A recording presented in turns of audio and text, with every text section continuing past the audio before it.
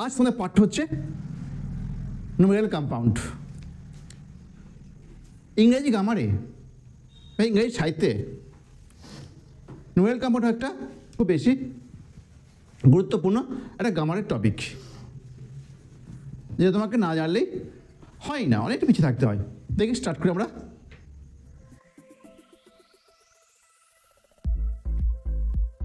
আচ্ছা, সবার আগে জানি নুমেরিক্যাল কম্পাউন্ড জিনিসটা কী, কাকে বলে, এটা কি। দেখো ফার্স্ট দেখো এইটুকু দেখো, কম্পাউন্ড এটা মানে কি? যৌগিক, তাই তো? কম্পাউন্ড যৌগিক। এখানে নমিনাল বলছে কেন?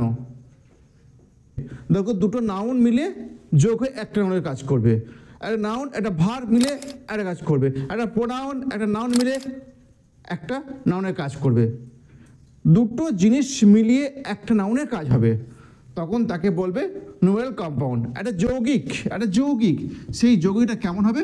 নাউন হবে, অবশ্যই নাউন হবে। ওই যে দেখো নমিনাল, দেখো নাউন হচ্ছে নাউন ফর্ম, তার নুমেরিক্যাল হচ্ছে নাউনের অ্যাডজেক্টিভ ফর্ম। এই দেখো আমি বললাম একটা নাম, সেটা হবে কম্পাউন্ড, যৌগিক, নামটা হবে যৌগিক। তুমি দেখো কম্পাউন্ড, এই দেখো কম্পাউন্ড, তাই তো? এটা নাম। তুমি দেখো, তুমি যদি লেটার আলাদা মানে করো, বক্স আলাদা মানে করো, আলাদা কিছুকে বোঝাবে। লেটার বক্স একটা বাস্ক যেখানে লেটার রাখা হয়, তাই তো, বা ফেলা হয়, তাকে বলে লেটার বক্স। কিন্তু তুমি যদি এটা কেটে কেটে মানে করো, অন্য কিছু হয়ে যাবে, অন্য মানে এসে যাবে। ক্লিয়ার? বুঝতে পারছি বলছি আমি? বুঝতে পারছি? ঠিক আছে। তারপর ওই রকমই দেখো লেখা আছে কি, আয়রন গেট। যেটা বলবে আয়রন গেট,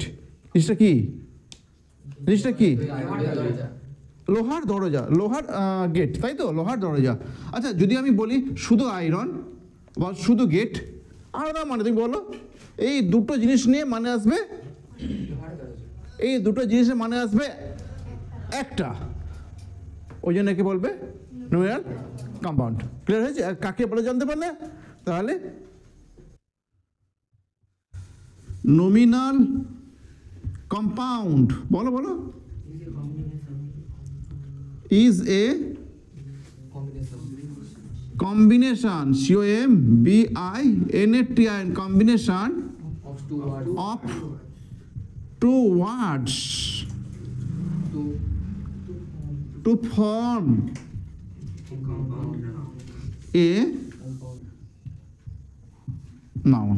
দেখো তাহলে কি লিখলাম? Numerical compounds is a combination of two words, দুটো ওয়ার্ডের সংমিশ্রণ, কম্বিনেশন মিলন, দুটো ওয়ার্ডের মিলন। সেই মিলন দুটো কেন হয়? টু ফর্ম, গঠন করতে হয় একটা নাউন, আর নাউন গঠন করার জন্য দুটো ওয়ার্ডের সংমিশ্রণ হয়, সেটা হচ্ছে নুমেরিক্যাল কম্পাউন্ড, তাই তো? এবার এরকম এগুলোর ভ্যারাইটি আছে। এই দেখো এখানে দেখো দুটো নাউনের মিশ্রণ হয়েছে, এই যে লেটার আর বক্স, দুটোই তো নাউন, তাই না? আবার দেখো আয়রন গেট, দুটোই নাউন। এরকম noun plus adjective, noun plus noun, noun plus verb, adverb plus noun, বিভিন্ন গঠিত হতে পারে। কেমন? তা দুই একটা লেখো তুমি। টি টেবল, তারপরে কি লিখলে? মাড ওয়াল, তারপরে কি লিখলে? বার্থডে পার্টি, তারপরে লিখেছো কলেজ স্টুডেন্ট। তুমি এইগুলোকে মানে কি বোঝাতে চাইছো সেগুলোকে তোমাকে বলতে হবে। এর মানে কি, তুমি কাকে বোঝাতে চাইছো? দেখো বাস রুট মানে কি? একটা রাস্তা নির্মিত হয় কার জন্য? বাস যাওয়ার জন্য, তাই তো? তাহলে লেখো এ রুট, লেখো a route, R O U T, a route for buses. Clear? Next দেখো কি আছে, টি টেবল। টি মানে কি? দেখো টেবল যেটা ব্যবহার করা হয় কখন? চা নেওয়ার জন্য, তাই তো? তাহলে a table used for taking tea, হয়েছে? তাহলে একটা টেবিল যেটা ব্যবহার করা হয় কখন? চা খাওয়ার জন্য, তাই তো? নেক্সট বলো মাড ওয়াল মানে কি? বলো মাড ওয়াল মানে? শুনতে পাচ্ছি না। মাটির দেওয়াল মানে মাটির দেওয়াল, তাই তো? আচ্ছা কেমন? আরে দেওয়াল যে তৈরি মাটির, তাহলে এ ওয়াল মেড অফ গাড, লেখো এ ওয়াল মেড অফ মাড। তারপর দেখো ওই রকম হচ্ছে বার্থডে পার্টি। ও কৃতিকা বলো বার্থডে পার্টি বলো। বলছি এটা পার্টি, ভালো করে ভাবো, যেটা অনুষ্ঠিত হয় কি জন্য, কি সেলিব্রেট করার জন্য, বার্থডে সেলিব্রেট করার জন্য।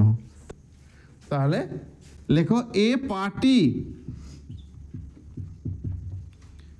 Two celebrate birthday, to a party to celebrate birthday. তারপর কলেজ স্টুডেন্ট, কলেজ স্টুডেন্ট মানে কি, একটা ছাত্র যে পড়ে কোথায়, কলেজে।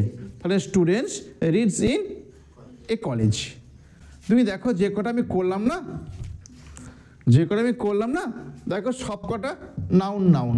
তাই এগুলো কি হলো, noun plus noun, noun plus noun, noun plus noun. দেখো এরপর লেখো অ্যাডজেক্টিভ প্লাস নাউন। দু চারটে উদাহরণ নিয়ে নাও এরকম জিনিসের। ব্ল্যাকবোর্ড, BLSCK, দেখো লিখছি হোয়াইট বোর্ডে, লিখলাম ব্ল্যাকবোর্ড। দেখো এই যে প্রথম যে কটা লিখলাম, দেখো দেখো সব কটা দেখো অ্যাডজেক্টিভ লেখা আছে। এই প্রথমে যে কটা তুমি দেখো ব্ল্যাক, ব্ল্যাক দেখো অ্যাডজেক্টিভ, ইংলিশ অ্যাডজেক্টিভ, মানে এইটা তো নাউন। এটা কেমন, টিচারটা তো নাউন, টিচারটা কেমন ইংলিশ। চেয়ার, চেয়ারটা তুমি জানো চেয়ার, এই চেয়ারটা কেমন, ইজি, আরাম কেদারা। আবার দেখো লাউড স্পিকার, স্পিকার মানে বক্তা যে বলে তাকে স্পিকার বলে, স্পিকারটা কেমন, লাউড। তাই দেখো সব কটা প্রথমগুলো দেখো অ্যাডজেক্টিভ, তারপরগুলো দেখো নাউন, তাই তো। প্রথমগুলো হচ্ছে অ্যাডজেক্টিভ আর এগুলো হচ্ছে নাউন। করে ফেলো, একইভাবে করে ফেলো। ব্ল্যাকবোর্ড, এটা কেমন করলাম, a board of black class. English teacher, এটা জিনিসটা কি, হ্যাঁ,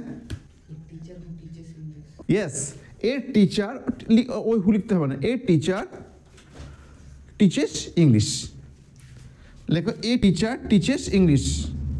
ঠিক ওই রকমই আছে দেখো, ইজি চেয়ার, ওয়াই, কমফোর্টেবলি, কেমন আরামদায়কভাবে। আরে লাউড স্পিকার, লাউড স্পিকার মানে কি, মাইক। তাহলে speak, A speaker who speak loudly, A speaker. দেখো এরকমই তুমি আরো কিছু নাও, ভার প্লাস নাউন। এমন কি আছে, কে বলতে বলো, ভার প্লাস নাউন একটা বলো। প্লেগ্রাউন্ড, একে লেখো প্লেগ্রাউন্ড। এই কটা তোমার দিলাম, ভার প্লাস নাউন। দেখো না তুমি নিজে থেকে লিখছো এগুলো। প্লেগ্রাউন্ড মানে কি, একটা গ্রাউন্ড যেটা ইউজ করা হয় কি জন্য, খেলা করার জন্য, তাই। তাহলে a ground which is used for playing, কেমন, প্লেগ্রাউন্ড। আবার দেখো ওয়াশিং মেশিন, তুমি এটা কি বলবে, ইয়েস মেশিন, ওই তো বলছে ওইটুকু লিখলেই হবে, এ মেশিন ফর ওয়াশিং, আর কিচ্ছু লাগবে না। তারপর হচ্ছে লুকিং গ্লাস, মানে কাঁচ, কাঁচ আয়না, হ্যাঁ বলো বলো, মিরর যেটা বলা হয়, mirror. For looking one self করতে হবে, নিজেকে দেখার জন্য বা একজনকে দেখার জন্য, কেমন। তাহলে a glass used for looking one self. তারপর দেখো ডান্স হল, এটা এদিকে ঋতিকা, ডান্স হল বলো, হল ঘর, for dancing, for noun form বসে, জয় বলো, কি বললাম বলো, হল which is used for dancing, good. ঠিক ওই রকমই দেখো হিয়ারিং এইড, এই এইড মানে যন্ত্র, এইড মানে যন্ত্র, হ্যাঁ হ্যাঁ।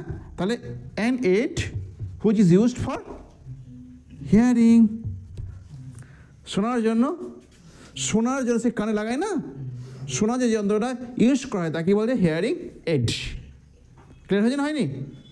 নাউন প্লাস ভার্ব, লেখো BOAT, বোট, রাইড, নৌকা চালানো,